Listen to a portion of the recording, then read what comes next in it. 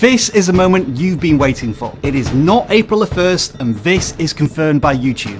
Monetization requirements are going down.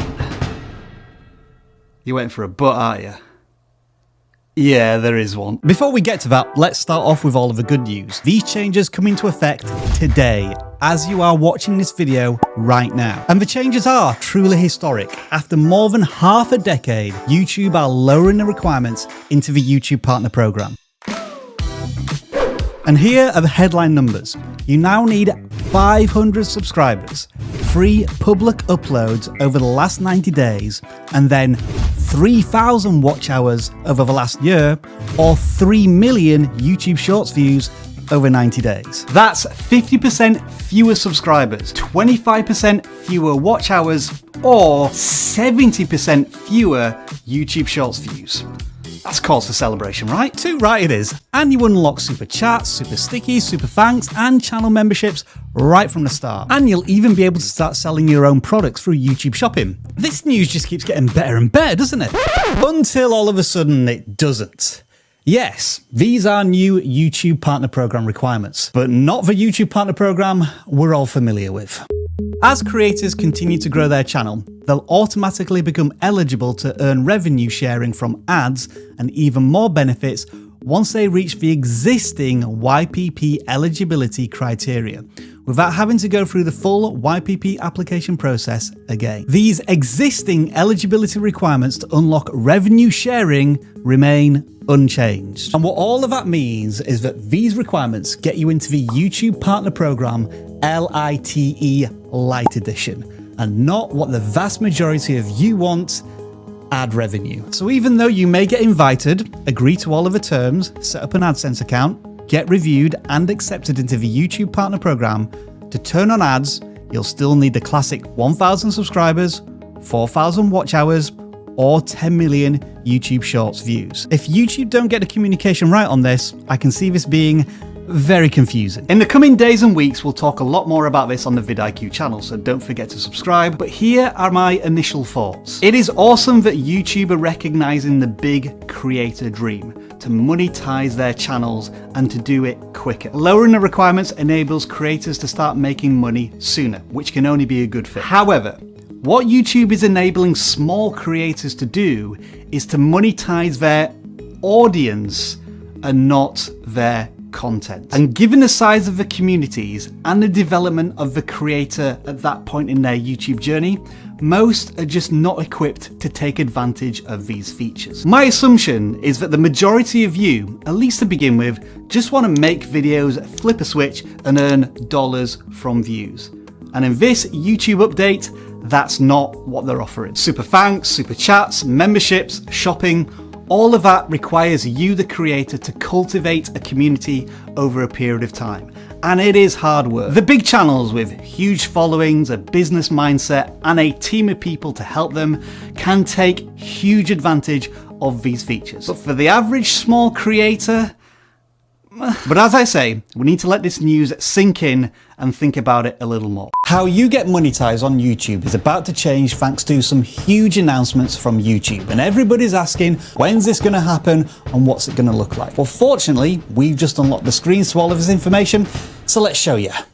The when is now for a lucky few. YouTube are rolling out the changes to Canada, South Korea, Taiwan, the United Kingdom, and the United States, with the rest to follow in due course. What tends to happen next is that in about 3 or 4 months' time, YouTube will announce another dollop of countries, say 40 or 50, but now fall under these new requirements. And YouTube will continue to do this until all countries are covered. So it will take 3, 6, 9, possibly 12 months to get through all of them. And as a quick reminder, the new monetization requirements are 500 subscribers, 3 public video uploads in the last 90 days, and then 3,000 watch hours or 3 million YouTube Shorts views. You're going to want to track all of this, aren't you? Which is where the Earn page of the YouTube Studio is quite handy. You will know you are now under the new requirement system because you'll be greeted by this message, and notice quite a few changes to the design of this page. There is now a lot more emphasis on the fan funding tools such as memberships, super chats, super stickies, and super thanks, along with shopping. This is because these are all the things you immediately immediately unlock under the new requirements. And the progress bars displayed below show you exactly how far you are along on this particular monetization journey. Do make sure to note this brand new one that requires you to upload 3 videos, which at this point I'll assume means either shorts or longs. But now comes the tricky bit every creator has to wrap their heads around, because everything I've just shown you has nothing to do with ad revenue. That's earning dollars from views. That bit comes further down in a page in what YouTube label continue to grow. You'll only be able to start earning revenue from watch page ads when you meet the existing requirements of 1,000 subscribers and 4,000 hours of watch time or 10 million YouTube Shorts views. And again, you can see the progress bars to reach those requirements. Now at this point, you should already be in the YouTube Partner Program because you met the earlier requirements, applied and were accepted. So what I think will happen is when you meet the ad revenue requirements, you'll probably see a notification in the YouTube Studio to let you know that you can now turn ads on in your videos. And as is the norm now, everything you see on the desktop version of the YouTube Studio is replicated on the Studio mobile app, which is very cool, just like these 3D printed YouTube logos. Nice. The reality is, in the years to come, this is going to be one of the most important pages on YouTube for millions of creators. And the truth is, almost every single one of those creators isn't going to pay any attention to anything on that page other than those progress bars, which is a huge mistake. There is a treasure trove of information on that page that you should be researching on monetization long before you reach any of the requirements. We all know that YouTube are lowering the monetization requirements, but it's not just as simple as making videos, flicking a switch, and earning dollars from views. Nah, YouTube Monetization 1.0 is different now. Your channel is more than just a platform for content. It's where you connect with people who believe in what you're doing, and where you have a chance to make a real impact with your audience, your community, your tribe, and earn some extra cash doing it. If you're providing value to your audience, they are betting on you to succeed. And with YouTube's new updates, they can start financially supporting you much sooner. But before you get too excited, it's going to require some very hard work from you. So let's start with the how. First up, a question for the vidIQ Nation. How many subs have you got? How much watch time or shorts views have you earned? Let us know in the comments below, because we need to be clear about what you're actually getting. 500 subscribers, 3,000 watch hours, or 3 million shorts views will not give you access to ad revenue, but it will be enough to get you started with the YouTube Partner Program and the fan funding elements of monetization. And that starts with super stickers, super chats, and super thanks. What? Bro, what are you talking about, man? Oh, I see memes are asking me questions now. I'll let YouTube answer it. Viewers watching a live stream or premiere with live chat enabled can purchase a colorful super chat or an animated super sticker that stand out and get pinned to the top of chat for a set period of time. The bigger the purchase amount, the more the message stands out, and the longer it stays at the top of the chat feed. If you're not doing live streams or premieres and you're just uploading long form content or shorts, then the feature for you are super thanks. This button sits just underneath the video, is heart shaped, and is like a digital tip jar. Now, obviously what you want to do first when you get monetized is make sure these features are turned on. In the YouTube Studio, go to the Earn section, then at the top of the screen, click on the Supers tab, and then toggle on all of the super features. And while you're in the studio, you might want to update your blocked word settings just in case anybody wants to weaponize your supers. That may result in some less than desirable language displaying front and center on your content. What are you doing? What are you doing? Nothing. Me? Just hanging around. Well, suspicious. To track all of these super donations during a live stream, you can do it through the chat viewing options on your phone or in the Live Control Center on a desktop computer. And some third-party tools, such as StreamYard, will take this a step further, allowing you to stack up all of the super chats so that you can refer to them later on. Once your live stream is over, you can still check all of the purchases you've received under the Supers tab in the YouTube Studio. You'll see who sent it, the amount, the message, what type of super, and what video or live stream it was posted on. And now we get to perhaps the most important question of all. Can you make a living from supers on YouTube? Probably not. Why, God? Why are you doing this to us? Of course, YouTube can highlight specific examples where supers have generated a significant extra percentage of revenue to a creator, but for most, the benefits are probably meager. If we take vidIQ as an example, we do one live stream a week where there's around about 700 people watching, and over that 2-hour period, we'll generate maybe $150 to $200. I mean, that's not bad, but compared to what we make in ad revenue, it's a tiny proportion. But at the same time, we're not pushing supers really hard on our audience. But here's the thing, is it all about the money? Yes it is, most of you will say. But stick around, because the answer is a lot more complicated than that. What's uncomplicated, however, is YouTube's cut. 30% from every single super thanks, super chat, and super sticky. Look, let me explain it like this. Here's what you got to get your head around. That's actually pretty cool, is that? These forms of monetization are not passive income like ad revenue. Instead, they're a much more direct transaction between the creator and the viewer. And that means you have to build a relationship with them. What YouTube is trying to encourage creators to do early on in their journey is to put the audience first. To build a channel that viewers can really connect to and potentially financially commit to. So here are a couple of best practices on using the feature. Make sure to communicate the value these tools bring to your fans and explain why they should use them. They directly support you, the creator. Be transparent about what the supers will fund, whether it's new equipment, video ideas, general support for you and your team. By stating your goals up front, viewers will feel more connected and motivated to support you. It is also incredibly important to recognize the people who are sending you the supers. Look directly into the camera and say their name and thank them in a way that feels natural to you and your audience. Engage those people and make them feel super special for what they've done for you. The way we do it here at vidIQ is that we have a free component of our live streams, which are channel audits. But if somebody wants to ask us a specific question, we will take time out from those audits to answer these super chats for 5 to 10 minutes. What we're trying to do here is strike a fine balance between offering free value to absolutely everybody on our live streams, whilst also recognizing those members of the community who've gone an extra step with us financially. But it doesn't have to be simple Q&A based on your knowledge and expertise. For example, let's say you're a gaming channel and on a live stream, you're going to let people determine how you play the game through super chats. So you're playing a first-person shooter and they give you $5 and say you can only use a knife for the next 5 minutes. That's a tough one, but it'll be a lot of fun. Persuading members of your community to part with cash, especially to benefit you, can be a challenge. And some of you may not be ready to monetize your audience. And if you decide not to use these supers, then that's absolutely cool, no problem there. Just try to remember what these tools are encouraging you to do as a creator. To create closer, deeper, more personal relationships with the viewer. YouTube just announced that they're lowering the monetization requirements, which is massive, but it could be just the tip of the iceberg. Because if YouTube go ahead with this proposal, it impacts every single person on the platform. But in order to understand that, first, you'll have to answer this. That's weird. Let's try that again.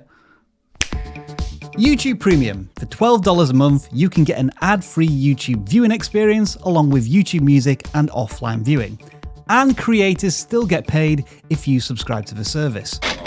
So with all of those benefits in mind and knowing that you're supporting the creator economy, would you pay for YouTube Premium? Let us know in the comments below and why. The thing is, we already know the answer. That's why we get just 2% of our revenue from YouTube Premium. Hardly anybody pays for it. It would appear that most people are happy to put up with ads.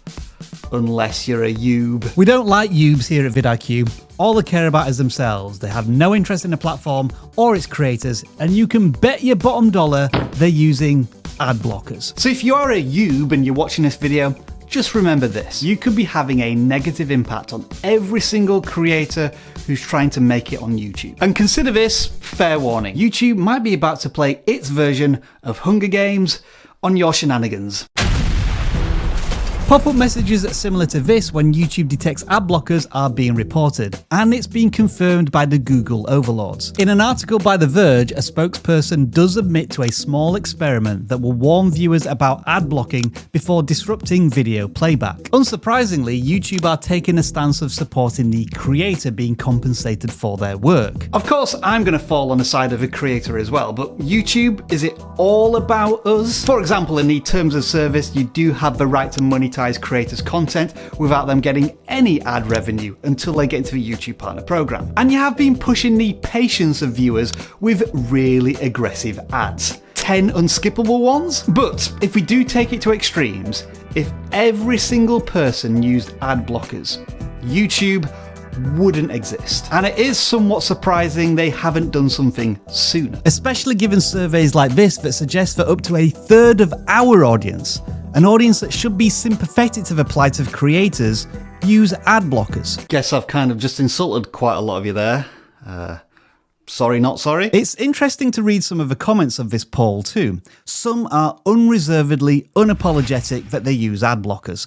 Others tie themselves in knots trying to justify if a video deserves an ad.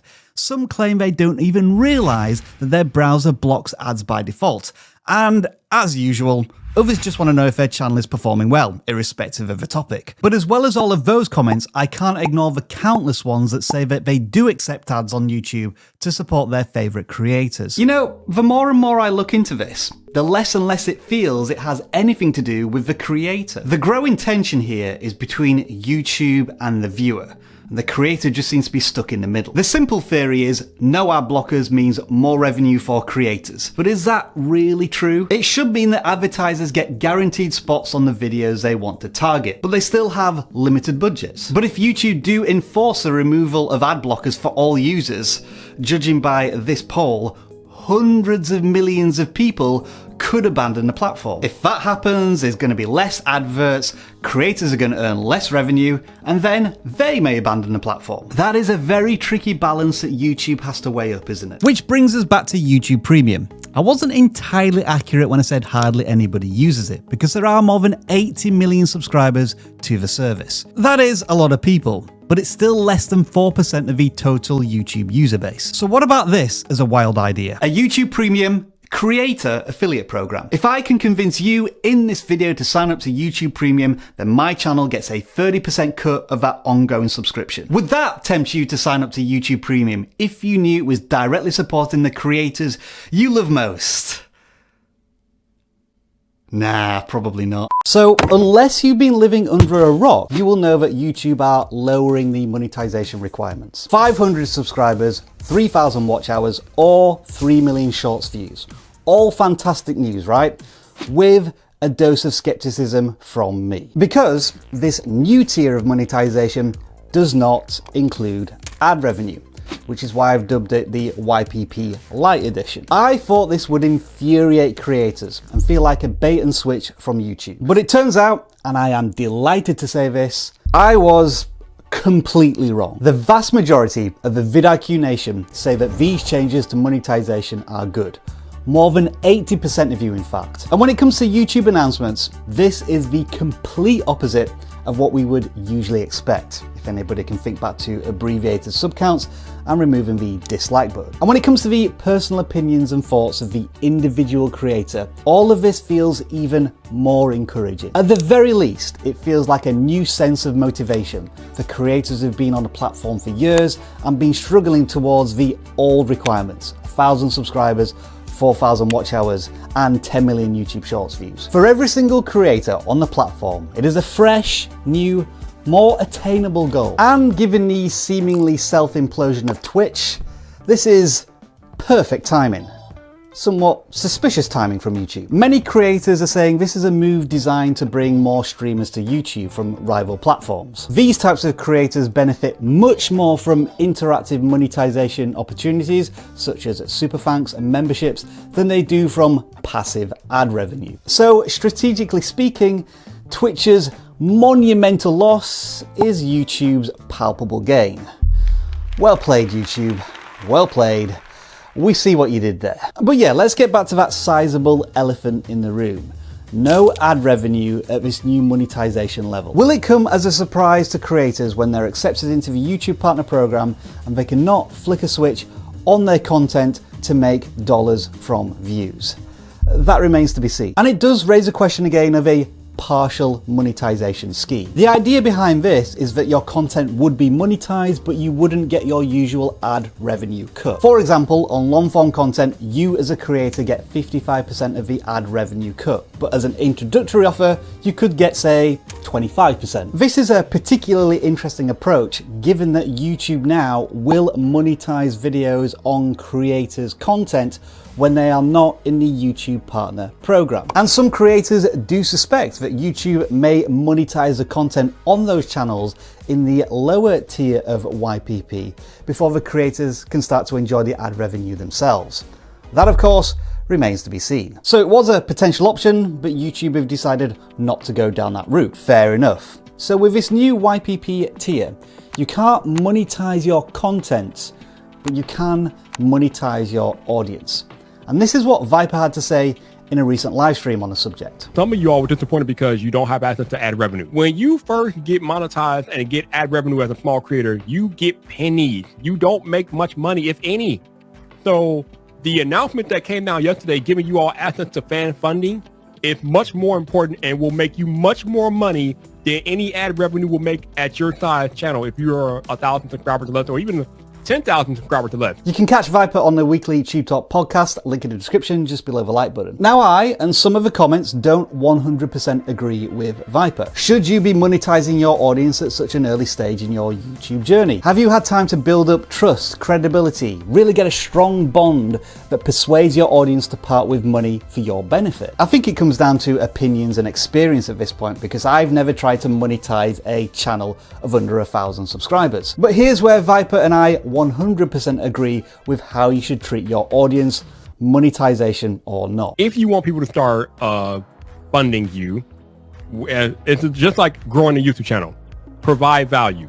If you provide value, they will want to fund you because they will feel like your time and your information is worth paying for. I heard Jeff talk about how him and Travis, when people do super chat them, they have celebrations, like they play music or something, or they do a little super chat ritual when people give them money, just something to make the people feel appreciative of the fact that they gave out money to them during super chat. So just make your audience feel valued, and I think that's the start of how you get funded. Learning with Landon had a really interesting take on this, almost as if YouTube is subconsciously trying to push the creator in a new, better direction for the long-term sustainability of the channel. If we cannot monetize our content, but only our audience, then YouTube is indirectly helping smaller channels to remember to focus on their audience first and statistics second. And it's true, at the end of the day, YouTube is always about audience. I also thought that Nate from Channel Maker's approach was really interesting. The concept of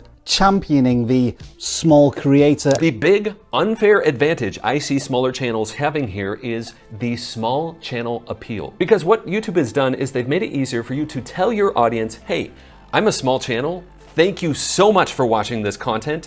And if you want a way to say thank you to me, if you just wouldn't mind sending me a super thanks, that would be huge for me. Because what this is leading into is a massive advantage if you create a tribe earlier on with your audience. The point I am seeing here is there's going to be a shift more towards audience first and super fans, so to speak, first, channels that start off that way versus views-centric channels. And that's what most small creators want, right?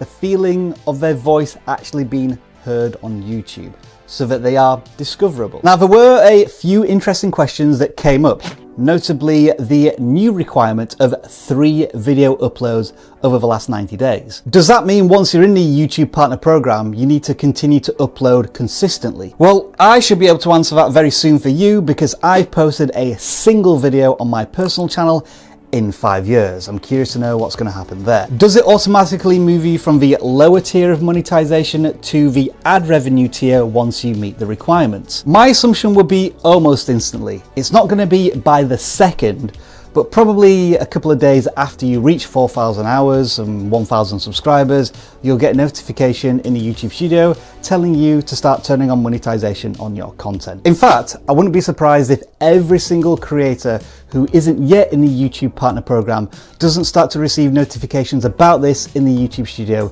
in the weeks and months to come. I'll tell you what I have seen that's pretty cool about this, even before these recent updates were announced. The majority of hard-working, committed creators already thought the monetization requirements of 1,000 subscribers and 4,000 watch hours were fair. I see this comment time and time again where the creator is saying reaching the classic requirements is a huge sense of achievement and a worthy reward. So for them, these new requirements are simply a bonus to get you started. And now it's your turn. How do you feel about the new monetization requirements on YouTube? Let us know in the comments below. Having said this, if you do feel ready and confident to start monetizing your audience with these tools that you get earlier on, here's what you need to do. Build the perfect viewer. One that comes back time and time again to your content. One that's going to subscribe more regularly and help you jump from 500 subscribers to 1,000 subscribers in double quick time so you can enjoy ad revenue. This is how you do it.